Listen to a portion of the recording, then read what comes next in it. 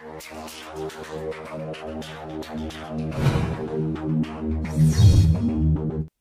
Evening dear students.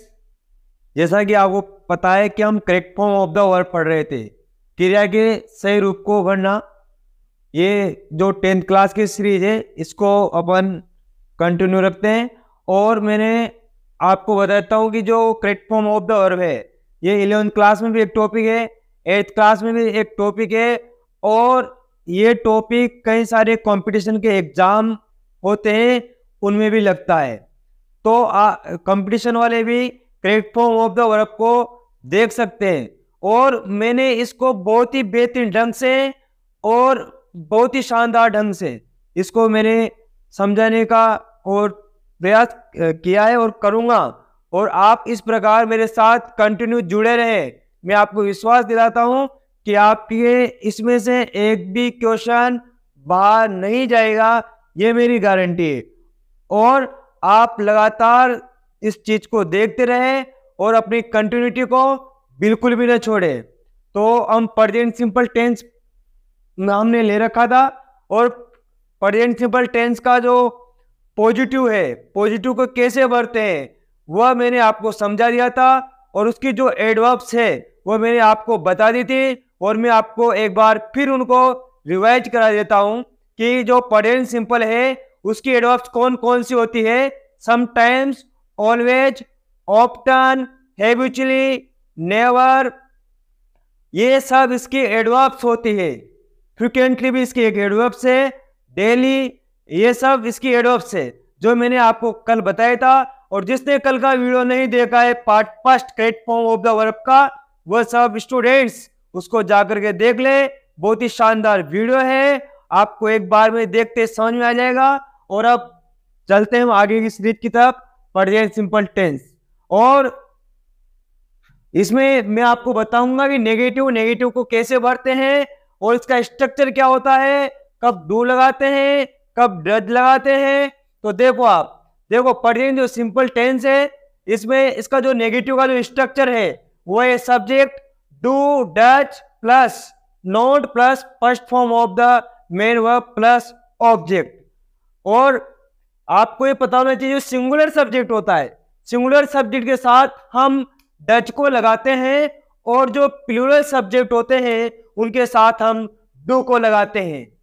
एक बार फिर देख लीजिएगा, जो सिंगुलर सब्जेक्ट होता है, एक वचन कर्ता जिसे हम कहते हैं, उसके साथ हम डज का यूज करते हैं, और जो बहुवचन कर्ता होता है उसके साथ हम डू को लगाते हैं। आई के साथ डू आता है, बहुत से टीचर्स आई को बहुवचन बनाने में तुले रहते हैं। ऐसा थोड़ी कि आई के साथ डू लगता है तो वो बहुवचन हो गया, ऐसा थोड़ी है कि आई के साथ हैव लगता है तो ये लगने से, हेल्पिंग वर्ब लगने से आई बहुवचन हो जाएगा। आई हकीकत में ये है, आई सिंगुलर सब्जेक्ट होता है। ये अलग बात है कि उसके साथ हेल्पिंग वर्ब कुछ अलग होती है, अलग हटके चलती है, लेकिन रियलिटी में जो आई होता है वह सिंगुलर सब्जेक्ट ही होता है। तो आई के साथ डू आता है, यू के साथ डू आता है, ये आप ध्यान रखना।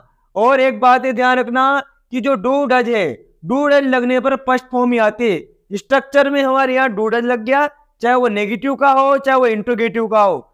अगर प्रेजेंट सिंपल में डू डज लग जाता है तो वहां पर फर्स्ट फॉर्म ही होती है। फर्स्ट फॉर्म में यस, यस, आईएस लगाने की हमें बिल्कुल भी आवश्यकता नहीं होती है, ये आप ध्यान रख लो। और मैं अब एग्जाम्पल के थ्रू आप समझो, ऑप्शन में भी आ सकता है, ऑनलाइन में भी आ सकता है, हर तरीके से मैं आपको समझाने की कोशिश कर रहा हूं। जैसे कि पहला सेंटेंस है ही, उसके बाद में ब्लैंक, हियर, रेगुलरली। तो रेगुलरली हमारी एडवर्ब्स है, इससे हमें पता लग गया कि जो प्रेजेंट सिंपल है, प्रेजेंट सिंपल का सेंटेंस है। और यहाँ पर ए ऑप्शन में दे रखा है डू नॉट कम, बी में दे रखा है डज नॉट कम, और सी में दे रखा है इज कमिंग, और डी में दे रखा है वॉच कमिंग। तो हमारा ऑप्शन कौन सा सही होगा भाई? ये तो हो ही नहीं सकता, क्योंकि ही तो सिंगुलर सब्जेक्ट है, और सिंगुलर सब्जेक्ट के साथ डू नॉट कम नहीं आएगा, डू नहीं आएगा, तो फिर क्या आएगा? बी आएगा। क्योंकि सिंगुलर सब्जेक्ट होने पर, मैंने आपको लिखा रखा है, सिंगुलर सब्जेक्ट होने पर डज आता है, और ये नेगेटिव का अपन से बनवाने की कोशिश कर रहा है। यहाँ पर थोड़ी मिस्टेक है, यहाँ इज नॉट, तो यहाँ अपन नोट लगा देंगे क्योंकि सारे सेंटेंस को अपन नोट वाला मान के चलेंगे। तो यहाँ पर आप देखो क्या आएगा, डज नॉट कम, क्योंकि ही के साथ डज, तो डज नॉट कम, और फर्स्ट फॉर्म आ रही है, नेगेटिव काम से बनवा रहा है तो अपन ने ये कर दिया। तो यहाँ पर क्या डज नॉट कम, तो B option is the correct option, तो बी इस प्रकार आपको करना है। ऐसे आप देखो जो सेकंड एग्जांपल इसका, आई हिम डेली, डेली हमारी एडवर्ब से, और किसकी एडवर्ब से, ये प्रेजेंट सिंपल की एडवर्ब से, और यहाँ पे ए में आ रहा है do not teach, B option में है does not teach, and C option में है हैज नॉट टॉट, और डी ऑप्शन में है वाज नॉट टीचिंग। देखो यहाँ पर भी मिस्टेक हो गई, यहाँ पर भी अपन नोट लगा देते हैं, क्यों, क्योंकि इससे सारे सारे जो है जो नेगेटिव के हो जाएंगे, ठीक है। तो यहाँ पर आई के साथ क्या आएगा, आई के साथ टू आएगा, नेगेटिव में नोट आएगा और टीच आएगा, तो आई डू नॉट टीच, तो ये A option is the correct option. तो यहाँ पर मैं लिख देता हूं ए, ठीक है, यहाँ पर ए। तो इस प्रकार आप मेरे साथ जुड़े रहिए, आपका ये भी क्वेश्चन बाहर नहीं जाएगा, इसके बाहर कुछ भी नहीं, विश्वास सबसे बड़ी चीज है, ताकत है, और आप मेरे इसी प्रकार से मुझे मोटिवेट करते रहिए और सब्सक्राइब करो चैनल को मुझे मोटिवेट करने के लिए। इससे क्या होगा, मेरा जो हौसला है वो भी बढ़ेगा, क्योंकि आपका प्यार, आपका दुलार ही हमारी ताकत है, जो हमें इस प्रकार की वीडियो बनाने की इंस्पिरेशन देता है। और अब चलते हैं नेक्स्ट सीरीज की तरफ जो हमारी चल रही है। अब देखते हैं इंट्रोगेटिव को कैसे पढ़ते हैं, प्रेजेंट सिंपल के इंट्रोगेटिव को कैसे फील करते हैं। इसका स्ट्रक्चर होता है कि इंट्रोगेटिव में हेल्पिंग वर्ब जो इसकी है डू डज वो आगे चल जाती है, और इंट्रोगेटिव किसका भी हो हेल्पिंग वर्ब की आगे जाती है। जैसे प्रेजेंट परफेक्ट का है तो है जो आगे चल जाएगा, पास्ट सिंपल का है तो डिड आगे लग जाएगा। उसी प्रकार से प्रेजेंट सिंपल का जो स्ट्रक्चर होता है वो होता है डू डज, फिर सब्जेक्ट, फिर first form of the main verb, फिर उसके बाद में ऑब्जेक्ट। तो डू डज आगे आता है इंट्रोगेटिव में, ये ध्यान रखना। तो अब प्रैक्टिस से देख लेते हैं ये एग्जाम्पल फर्स्ट, जैसे कि इसमें दे रखा है ब्लैंक यू, फिर उसके बाद में ब्लैंक, उसके बाद में विद हिम रेयरली। तो रेयरली क्या है, हमारी प्रेजेंट सिंपल की एक एडवर्ब है, और सेंटेंस किसका है, इंट्रोगेटिव का है, यानी इंट्रोगेटिव में हमें ये वर्ब फील करवाना चाहता है। तो देखो यहाँ पर आप जो ए ऑप्शन है उसमें डज प्ले दे रखा है, बी ऑप्शन में डू प्ले दे रखा है, सी ऑप्शन में डिड प्ले दे रखा है, और डी ऑप्शन में हैव प्लेड दे रखा है। तो आप भी बताइए कौन सा हमारा ऑप्शन सही है। देखो यू के साथ डज तो आने का नहीं, मैंने आपको पहले बताया था यू के साथ तो डू आता है, ठीक है। तो ये ऑप्शन तो हमारा इनकरेक्ट हो गया, रॉन्ग हो गया। बी डू प्ले, हाँ ये सही है, क्योंकि यू के साथ यहाँ तो डू आ जाएगा, यू के साथ यहाँ क्या आ जाएगा, डू आ जाएगा, और फर्स्ट फॉर्म तो आनी है, क्योंकि ये डू डज में से तो डू आ गया, और फर्स्ट फॉर्म यहाँ पर आएगी सब्जेक्ट के बाद में, तो ये प्ले। तो हमारा ये ऑप्शन सही ऑप्शन हो जाता है। तो यहाँ पर क्या आएगा, डू प्ले, यानी B option is absolutely correct option. Next one your, यहाँ पर दे रखा है ब्लैंक, फिर योर मदर, फिर ब्लैंक, फिर दे रखा है यू एवरीडे, और ऑप्शन है हमारे यहाँ पर A do play, B did do scold, scold का मतलब डांटना या फटकारना, डू स्कॉल्ड, फिर did scold, C does scold, D में है हेड स्कॉल्डेड। तो कौन सा ऑप्शन अपना करेक्ट ऑप्शन है, योर मदर। योर मदर क्या है, सिंगुलर सब्जेक्ट है, प्लूरल सब्जेक्ट है। योर मदर तुम्हारी माँ, यानी ये एक सिंगुलर सब्जेक्ट है, और आपको पता है सिंगुलर सब्जेक्ट के हिसाब से डज आता है, और फर्स्ट फॉर्म यहाँ स्कॉल्ड आ रही है, ठीक है। स्कॉल्ड का मतलब डांटना या फटकारना, तो डज आएगा यहाँ पर, और यहाँ फर्स्ट फॉर्म आ जाएगी। तो यहाँ तो डज रहेगा, और यहाँ पर जो फर्स्ट फॉर्म है स्कॉल्ड वो हो जाएगी, ठीक है। तो हमारा ऑप्शन यहाँ पर C option is correct option, ठीक है। अब पढ़ते हैं जो नेक्स्ट रूल है इसके बाद।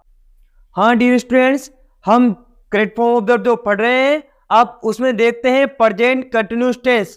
प्रेजेंट कंटिन्यूअस टेंस है उसका स्ट्रक्चर क्या होता है, उसका मिक्सिंग क्या होता है, subject plus is am are plus first form में आईएनजी प्लस ऑब्जेक्ट, ये इसका पॉजिटिव का स्ट्रक्चर है। और इसमें क्या होता है, जो सिंगुलर सब्जेक्ट होता है उसके साथ हम इज का यूज करते हैं। एक बार फिर सुन लीजिएगा, जो सिंगुलर सब्जेक्ट होता है उसके साथ हम इज का यूज करते हैं। और सिंगुलर सब्जेक्ट आपको पता है ही, सी, इट, दिस, दैट, और सिंगल नाउन होती है, ये सब क्या होते हैं, ये सिंगुलर सब्जेक्ट की कैटेगरी में आते हैं और इसके साथ हम इज का यूज करते हैं। और जो प्लूरल सब्जेक्ट होते हैं, जो बहुवचनकर्ता होते हैं, उनके साथ हम आर का यूज करते हैं। बहुवचनकर्ता में कौन आता है, एक बार फिर मैं आपको रिवाइज करा देता हूं।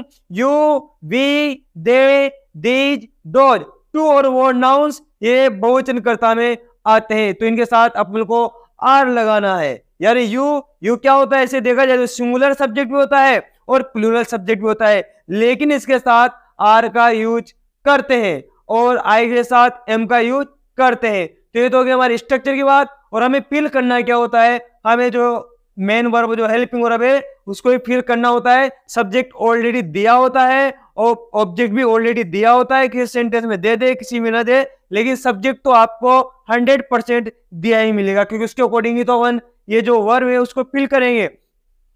तो ये आप बात समझ में आ गए। और आप देखते हैं जो एडवर्ब्स है, तो इसमें प्रेजेंट कंटिन्यूस टेंस की कौन कौन सी एडवर्ब्स है ये आप ध्यान रखना। और मैं आपको बताता हूं जो एडवर्ब्स है, at this time, at this moment, still, nowadays, these days, now, today, this evening, this morning, at present, tonight, in the present time, ये सब इसकी एडवर्ब्स है। इसका हिंदी अर्थ भी बताता हूँ आपको मैं। एट दिस टाइम का होता है इस समय, एट दिस मोमेंट का मतलब इस पल, इस क्षण ये होता है, और स्टिल यानी अभी अभी, और नाउअडेज यानी होता है आजकल, और दीज डेज यानी होता है दीज डेज इन दिनों, नाउ यानी अभी या अब, टुडे यानी आज, दिस इवनिंग इस सुबह को, दिस मॉर्निंग इस शाम को, एट प्रेजेंट यानी इस समय, और टुनाइट यानी आज रात्रि, और इन द प्रेजेंट टाइम वर्तमान में। तो ये एडवर्ब्स है। एक बार फिर मैं आपको रिवाइज करा देता हूं। जो प्रेजेंट कंटिन्यूस टेंस है